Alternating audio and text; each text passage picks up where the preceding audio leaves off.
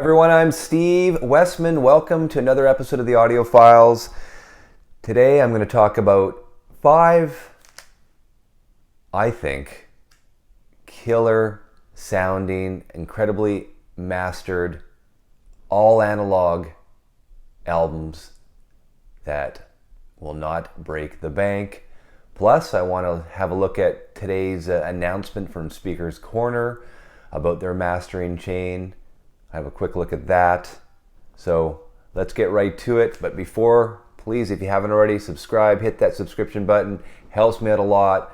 Again, everyone, thank you for all your awesome support. I really appreciate it.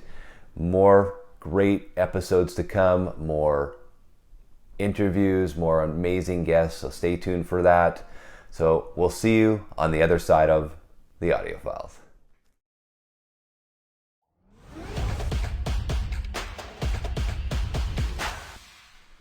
So incredible news today. Speaker's Corner, if anyone doesn't know, is a audiophile label out of Germany. They came out today, and I read it, their press release here. And it says here, in the various media, even including the Washington Post, a discussion has arisen about the non-transparent mastering methods of various audiophile LP labels. So we all know about this over the last, month or so. I've been calling for mastering transparency from the labels for a while now, more than just a SPARS code, but the actual process from, when it goes from the master tape, what the process is, all the way through the mixing boards, etc. Now, Speaker's Corner came out today. They have almost 700 releases. They've been doing it since 1993, it says here. And it says, this is interesting, at no time were digital files used or was digital processing carried out on any of their 700 releases, except for one exception, the Alan Parsons Eye in the Sky, which occupies, it says here, a unique and special position in our catalog. It goes on to say it was mixed using analog technology, and an analog master tape was created from which our LP was made. So there you go.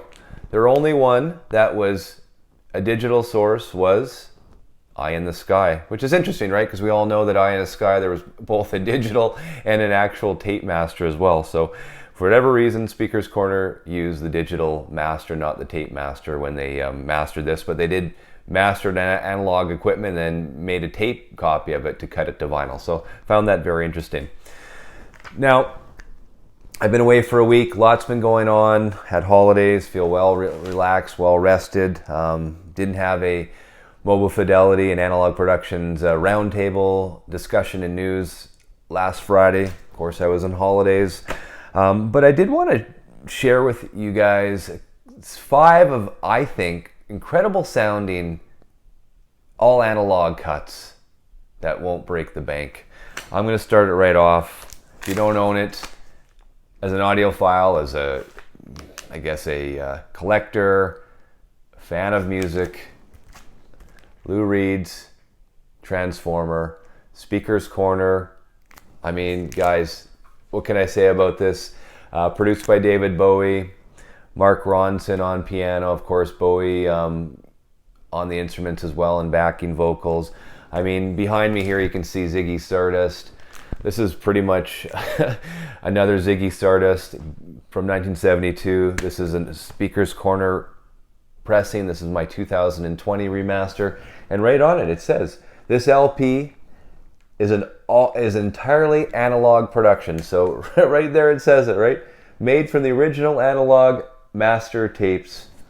So pretty transparent. Like I said, even Speaker's Corner came out today with a announcement to let everyone know that every one of their titles except for one, Eye in the Sky, is 100% analog. So if you don't own this one, guys, a great compliment to the Ziggy Stardust by David Bowie. You could play it back to back. This album, I mean, I think it's in one of the top 500 albums in the Rolling Stone list. Incredible. What more can I say? It's pressed at Palace And it was actually mastered by a fellow by the name, I'm going to screw up his name, but Aaron Chakravsky, I believe his name is. Has been around for, I think, 50 years now as a mastering engineer, doing it for Speaker's Corner. Guys, this one, pressed on Palace, man, the vinyl is so quiet. I listened to this one twice tonight and could not believe it.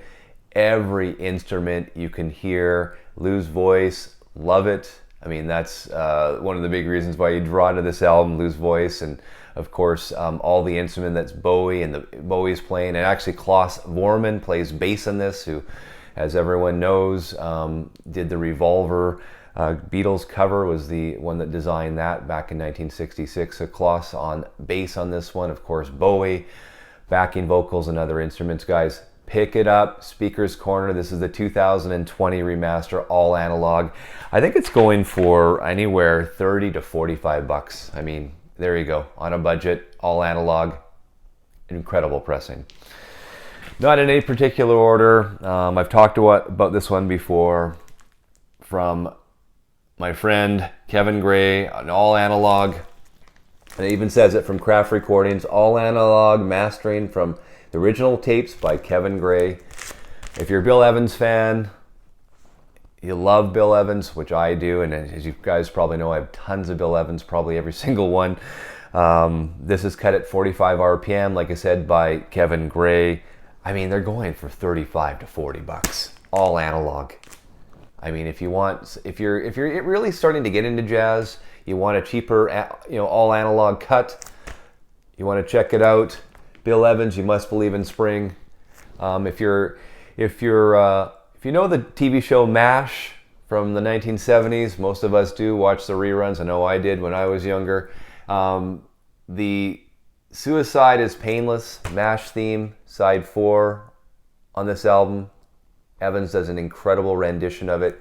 It's a must listen to. So have a listen to this one. If you haven't bought it, if you haven't purchased it, buy it. I think you can get it on Amazon or who knows. I mean, it's still out there. Great deal. Good bang for your buck. Again, no particular order. I talked about this one a week or two ago. Dave Brubeck, Time Out. What more can I say? This is Analog Productions, 45 RPM. I mean, what are these going for? 60 bucks if you can get it. If you're just getting into jazz, get this album, Brubeck, Time Out. You will play it over and over again. Even if you're not into jazz, you will be into jazz after this album. I mean, this is a great introductory to jazz all day long. 45 RPM cut, Analog Productions, mastered by Bernie Grunman. There it is. Keep it moving here. I mean, we know the controversy about digital steps in the mastering chain. Well, here's one. Mobile Fidelity's David Crosby, if I can remember your name, on Super Vinyl. This is an all analog cut by Mobile Fidelity, like I mentioned, 45 RPM. Wow, wow, wow. Now, I do have a copy of the 50th anniversary CD, the Plangent Process CD. I have not been able to compare this yet to the 45 RPM Super Vinyl. I'll do an episode on it as well. But in the meantime, I have an original. I have the Super Vinyl. This thing just throws it all out there.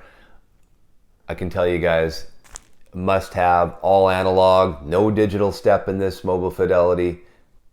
Need to own this one, and I think it's going for 75, 80 bucks. Still not bad. Keep moving here. Another all analog cut by Mobile Fidelity. The Doors, Shake It Up. What more can I say? Since You're Gone, Shake It Up, Victim of Love. This Could Be Love, Think It Over, and Maybe Baby. I grew up with this album. Again, all analog. And I was looking on Discogs, 35 bucks for an all analog pressing.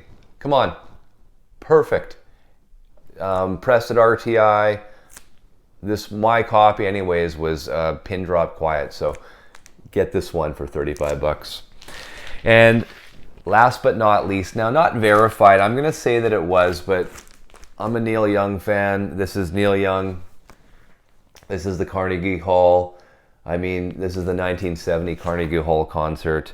It does say in the back, from the original non-Dolby Scotch 1-inch to ATR a quarter-inch tape by Chris Bellman. Now, I believe it's analog. I didn't verify it, but man, does it sound great. I mean, the piano, all the instruments that are played on this album are played by Neil Young.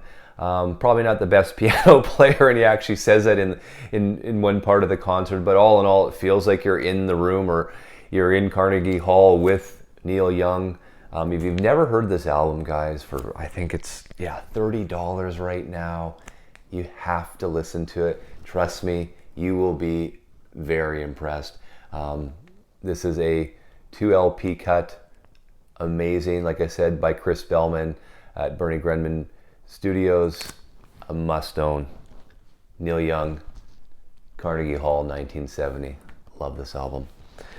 Now, in terms of mastering transparency, a couple other things. Mobile fidelity. Now, if you guys have been purchasing some new mobile fidelities lately, right on the front cover, they added a new sticker. I wouldn't say it's a hype sticker. I'm going to call it a mastering transparency sticker. Let's go with that, where it shows the mastering chain, or the mastering chain of the album that you purchased. So if it's, let's say, the Cars from the original master tapes, right to the analog board, cut right to vinyl. So it's transparent as can be, plus they have it on their website as well. So I'm very impressed with the transparency that Mobile Fidelity is coming out with. I mean, again, that's better than the SPARS codes, right, of the 1990s CDs. And then, of course, last but not least, Revolver, the Beatles Revolver. We're going to see a remix of that. I know about 9 or 10 months ago, I called for a remix. I thought it'd be a 60th anniversary Revolver, but no, it's coming out. Giles Martin has remixed Revolver. I want to see how he separated all the instruments, as you know, especially unlike the song Taxman. You got vocals on one speaker and all the instruments in the other speaker. He has the technology now to separate all the instruments. I'm assuming he used the same technology that Peter Jackson uses from all of his stuff that he's using, and of course all the technology that was used for the Let It Be cut that came out earlier this year or late last year. Again, I don't know, but I'm going to assume he probably used some of Jackson's stuff. So excited to see that this fall as well. Anyways, guys, I'm glad to be back from holidays. Thank you for joining me. Until next time, you know what to do. You have the albums. Keep spinning them and turning them up, cranking them up real loud. Play some of those all analog cuts. You won't be disappointed. We'll see you again next time.